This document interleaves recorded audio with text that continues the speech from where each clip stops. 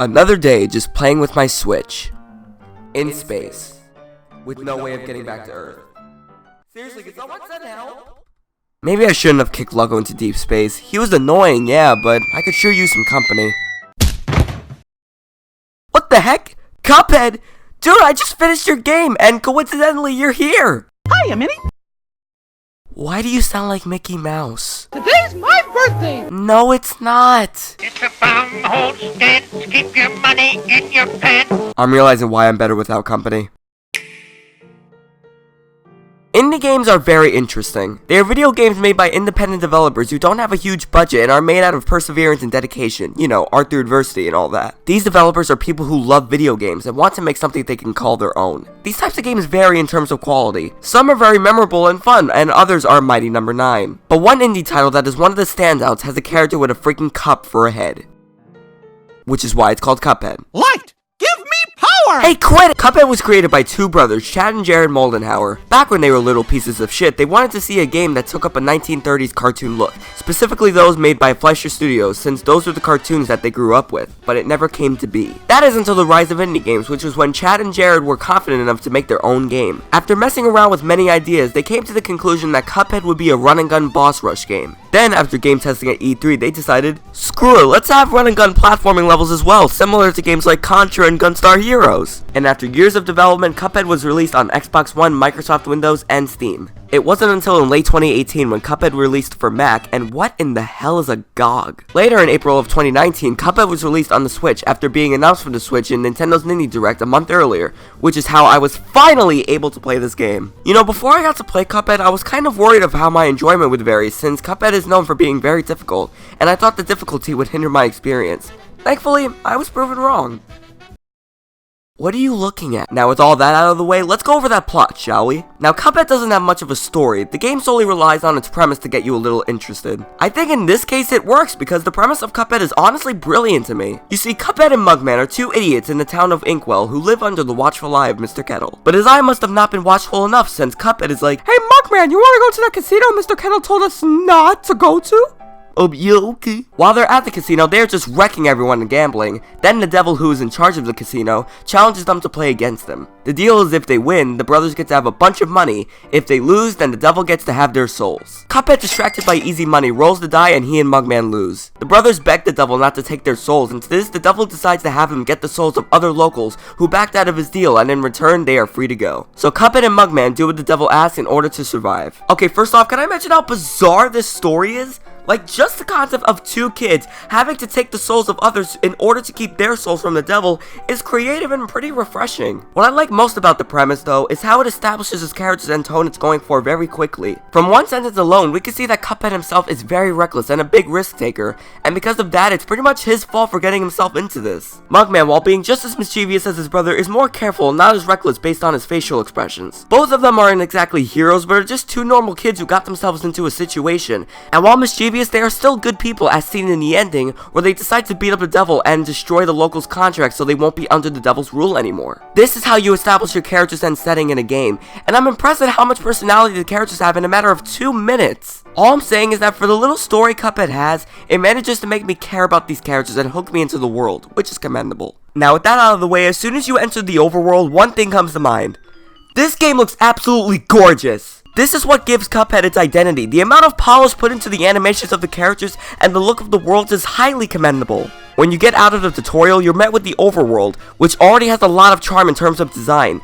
You get to see the locals of Inkwell and how designed each of them are. Plus, once you get into fighting a boss, you're able to appreciate how bouncy and fluid the animation for the bosses and Cuphead himself are. It perfectly replicates how characters back in the 30s were animated, moving like they were made out of rubber. Along with solid animations, we have watercolor art for both the environments of the overworld and the background featured in the bosses and run-and-gun levels, and they fit perfectly with the characters present and accounted for. Hell, there are even some practical effects implemented into the visuals. The tower that's used in the Grim Matchstick boss is an actual small-scale tower crafted by the development team and was used to spin around during the boss frame by frame, and it surprisingly fits in perfectly with the fight. Studio MDHR did a magnificent job creating a visually pleasing game, replicating how cartoons looked back in the 30s, while using a ton of animating tricks and mixing in different types of art to blend well with each other, all while having the game run at a solid 60 frames per second on all hardware. My only real gripe with the visuals is at times I feel like the really impressive art can get in the way of gameplay every once in a while. Such as this mini-boss, for example. The trees in the foreground get in the way and it's a little hard to see the rest of the fight.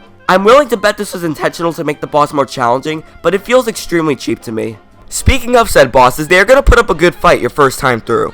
This game features boss fights throughout the overworld that you're going to have to beat, whether it's on the ground or in a plane, in order to get the contracts, move forward, and eventually fight the devil.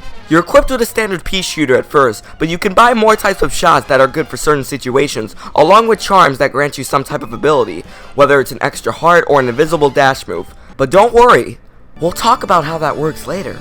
Along with that, you can do parrying challenges to get different supers that you can use to get further in the boss fight. First time around, the bosses are going to seem very difficult as they throw a lot of shit at you and won't let up. Luckily though, Cuphead has the type of gameplay where you're gonna die a lot, but whenever you do, you're always gonna figure out a piece of the boss and how to get through it, which is why there's a ranking system. There's always a way to get a perfect score on each boss, no matter how hard they can be. They are challenging but fair for the most part, which was what the developers were going for, and I'd say they made it work well. With the exceptions of Rumor Honeybottoms and Cala Maria, with Honeybottoms just having very frustrating design in which you keep going up platforms while avoiding a lot of stuff, and Cala Maria having stupid RNG combinations, goddammit! Regardless, however, Cuphead will always have you feeling satisfied or relieved that you have beaten the boss, as there will always be that one more time mentality in your head whenever you lose. Each of them also have their own unique designs, attack patterns, and animations that really make them memorable to fight. Cagney's flower dance will always stick in my mind when it comes to Cuphead, and Cala Maria's stupid freeze attack that is unavoidable. Oh man, I'll always remember that. Their memorability also helps with a pretty above average soundtrack, you know, nothing too special. Each track the bosses have defines what they are and fit with the setting they're designed for, like how frantic Dr. Call's track is, which fits since he's throwing a ton of shit that you need to avoid. And especially fits with the last phase as it's sort of an endurance test, which works extremely well. I say some of my favorite bosses to fight were Hildeberg, Jimmy the Great, Grim Matchstick, Dr. Call's Robot, and especially King Dice. If I were to do a top 10 bosses video, which will probably never happen, King Dice would probably be on the list due to how challenging but fun most of his mini-bosses are, before finally fighting the man himself, and once again serves as an endurance test along with you having to learn a lot about each mini-boss. Screw the monkey mini-boss though, I mean look at this. This is not fun.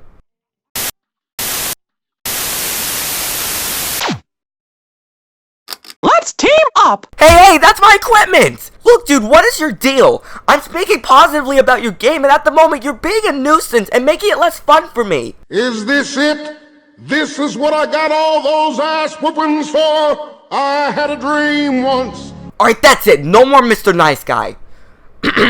Speaking of things that aren't fun, the run and gun levels. So these take inspiration from run and gun platformer video games like Contra or Gunstar Heroes. They were added in when Cuphead received very positive reception from people who played the game at E3. These were meant to be a break from the usual boss fights and instead take on random enemies and do some platforming. However, I don't think these levels are well designed and in my opinion do not compare to the great quality of most of the bosses. From the first level to the last, the level design never seems to get any better. It starts out as simple platforming with randomized enemies, which is fair since it's the first level. But while some levels introduce some neat ideas like the one with switching gravity by parrying these cards, they never take any advantage of them. This level for me was only fun with the chaser weapon, as it takes out all the shit around you while you switch your gravity and do some platforming. Without the chaser, it was just disorienting and not fun. This level in the third world especially feels poorly designed, as the random enemy placement felt worse than ever and was just a bit of a pain. Plus there's no unique things going on until the end where you ride an octopus and keep it above the water by parrying this thing to keep it afloat while avoiding shit, which was really cool, but it was right at the end, which was a bummer. Another example of a cool idea was at the end of this other level in World 3, where a giant will be chasing after you and all you need to do is run away and do some tight platforming. I love this part of the level since it simply puts your platforming skills to the test, but the rest of the level is just more bland design. Run a little and take out some enemies in your way, run some more and take out some enemies, run. What makes this worse is that in order to buy more shots and charms at Pork Rinds shop, you need to collect the coins in these levels in order to get them. So while these levels aren't required to beat the game, yes, I'm sorry I forgot to mention that I am a terrible reviewer, they need to be done in order to get more shots and charms, which would be fine if these levels were fun. My main issue with these levels is the fact that they'll introduce some neat ideas, but never take advantage of them in the level design, and have most of these levels be basic platforming and taking out random enemies in your way. I hope in the future DLC coming soon, Studio MDHR refines these kinds of levels, and take advantage of the ideas that they incorporate into them. Hey, it's okay. Listen, Cuppy. Can I call you Cuppy? I may have some issues with your game, but every game has them. In the end, your game might be one of my favorite video games of all time. Cuphead proves that if you really put your mind and effort into it, you can do anything you want to. This game was created by two people who banded together with their family and friends and had a huge dream of making something they could be proud of. Something that combined all the things they loved as two stupid kids. And it shows since Cuphead was massively successful. As of currently, it has sold 5 million copies on all platforms combined, and has gained a massive following, with the fan base still strong to this day. Along with that, there's merchandise, a novel soon to release, and even an animated series in the works for Netflix, which I'm gonna watch and hopefully love. So if there's something you want to strive for in the future, go for it. Don't worry about the fear of not succeeding. Don't worry about the difficulty of it all, because if Studio MDHR have proven anything, it will all be worth it in the end.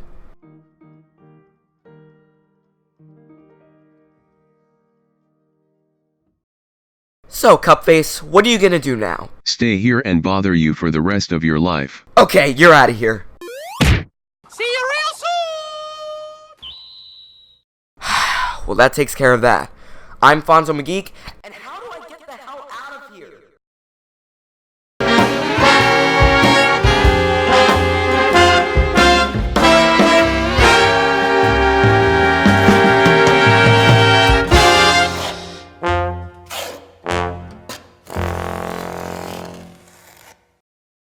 That's all there is? There isn't anymore. Or is there?